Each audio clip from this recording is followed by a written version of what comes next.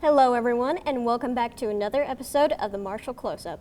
I'm Taylor Brody, and here today I'm joined by Jason Craddock, co-owner of Cornerstone Engine Solutions. How are you doing today? Doing good.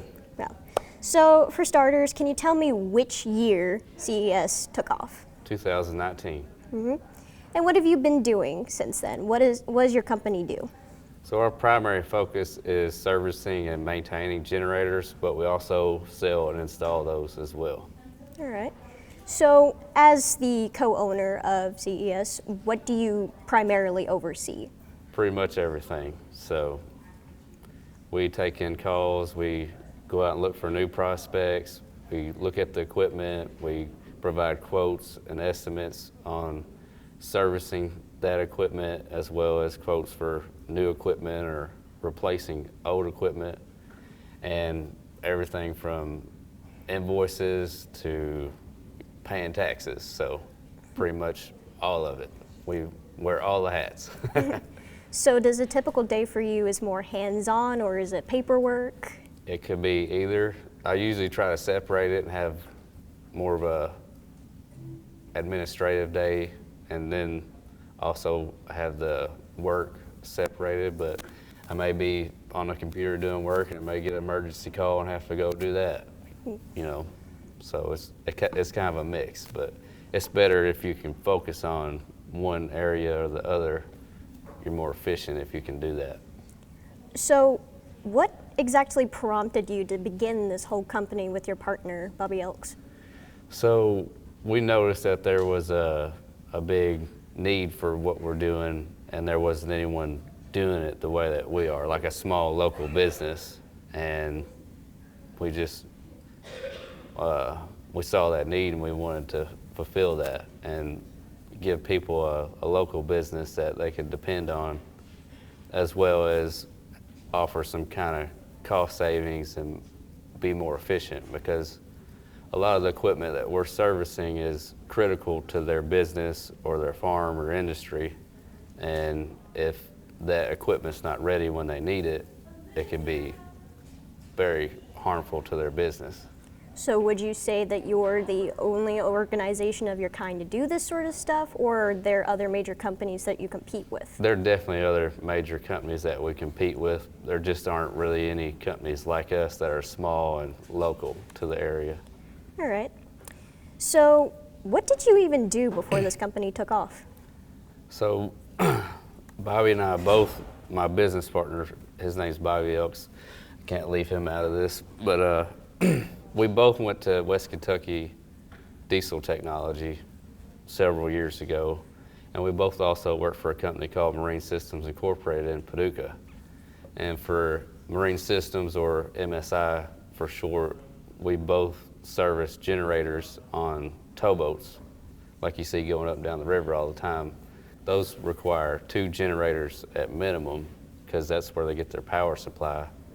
And we spent roughly 10 years working on those, and that's where we got a lot of our experience and training to do so. Yeah. And so from that, did you get the idea, did you want to always begin your own business, or was this just an opportunity in the dark that you just plucked out? Yeah, so this has pretty much always been in my blood. My dad had his own business, grandfather had his own business, and uncles and cousins had their own business. So I just always had that entrepreneur, drive inside of me. And whenever I seen this opportunity and discussed it with Bobby, we thought we had to jump on it, and that's what we did. And we've been very blessed to have done so well so far. So would you say that it was difficult for you to begin this company, or was it more smooth sailing? Well, I mean, anytime you're starting a business, there's always going to be a certain amount of risk, right? I mean, there's no certainty in doing something like that, but with a challenge, you learn and grow so much.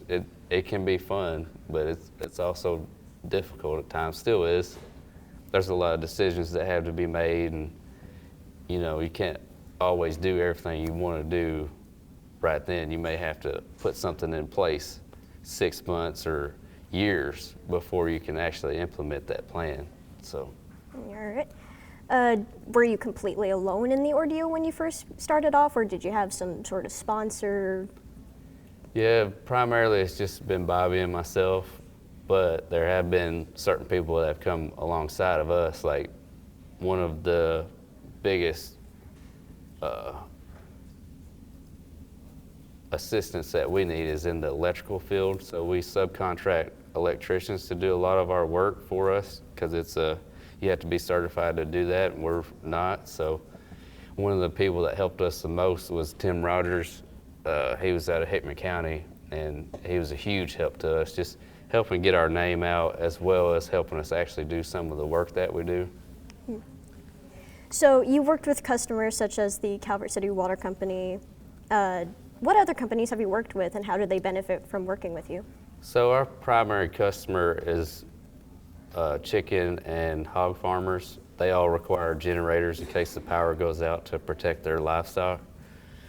And we service those from Marshall County, Grays County, Hickman County, several counties in Tennessee as well. So the water companies are definitely a primary focus because they have to have standby power in case of an outage. But there's several different industries that we service, and we've also recently picked up Generac so we can service residential as well, which has opened a lot of opportunity for us, becoming a sales service dealer for Generac. So you have all of these companies that you're now working with. Do you have this sort of goal in the future to make it some sort of national corporation, or will it stay a more local type business? Well, we've discussed expanding, definitely as far as regionally. Like there's chicken farms and hog farms all over Kentucky and Tennessee, so it wouldn't be hard to expand into more counties. And it's possible to take it to a national level also, but like we were kind of talking about before, you really want to plan and work those things out in a long period of time. But it's definitely a possibility that we've talked about. All right. So since it's more local at the moment, do you currently have only one chain around here, or are there more buildings scattered around Marshall County that we don't know about? So we primarily just work out of our homes for now, and we look to have a central location probably around Graves or Marshall County in the future. But kind of like we were talking about just a second ago, we've definitely looked into having multiple locations in the region. All right. So you mentioned water companies, you work with them, you mentioned more hog farms. What other sort of areas do you cover? So residential is a newer part of our business for people's homes or different facilities such as that. But since the tornado in 2021 last year, December 10th, a lot of people have gotten very interested in having backup power in case of a natural disaster or something like that. So that's definitely propelled us to look into that different avenue of what we were in. So you decide to expand. What other changes are you planning to make in the next short while or in a few years? Well, one of the challenges that we're going to have is hiring more people to do what we're doing, because Bobby and myself won't be able to do it all, hopefully or eventually. And right now it's kind of a tough market to hire people, and especially with the kind of skill set that we have, but we know that's just part of the business. Would you say that the pandemic that we've been in for a while has also been affecting that? Yeah, it did affect it in some ways. Just like chicken farmers, their stuff was affected because they weren't getting as many chickens out because they had less workers, or the facilities that harvest these chickens were slower to get chickens in and out of their facilities, just because people were sick, or they weren't coming to work, or different things like that. It kind of slowed it down. Well, you mentioned hog farms, you mentioned residential, all of this other stuff. I'm sure being the owner of such a company that's expanding every day, that it should get stressful. How do you go maintaining the stress with your home life and work life? Well, it's really important to have a balance and not try to save the world in one day, so to speak, but just do what you can, take care of the emergencies first. If it's not an emergency, it's probably going to be okay. You know, if you have a customer that just needs a service versus somebody who's out of power and their generator won't start, then you have to take care of that as a priority, of course. But, you know, family's still very important. Personal and all that kind of time is still a high priority for myself. So you just kind of have to take it as it comes and balance things out. Still have free time and vacation time to kind of unpack things and relax. So. So what do you find the most rewarding about your profession? Definitely the flexibility. So I can build my own schedule. I don't have a boss saying, do this. You are the boss. Right. But it's also a challenge because I have to schedule these things and react to or respond in a timely manner to people's needs. Well, so for people who might be interested in becoming an owner of a big corporation themselves, what advice would you have to give them?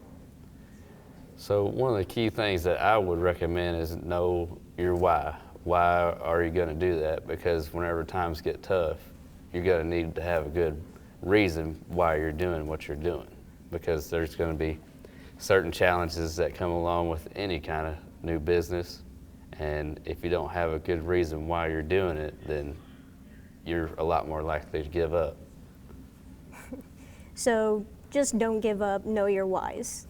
Yeah, and also find people that are doing a similar business to what you want to do or in that industry and get advice from them because they've already done it and they can tell you how to do it faster and easier. Well, thank you. But I'm afraid that is all the time we have for the day. Thank you for coming out here and answering my questions. It's been so insightful, and I'm sure someone else out there will appreciate the advice. Sure. That concludes another episode of the Marshall Close-Up. Thank you everyone for watching.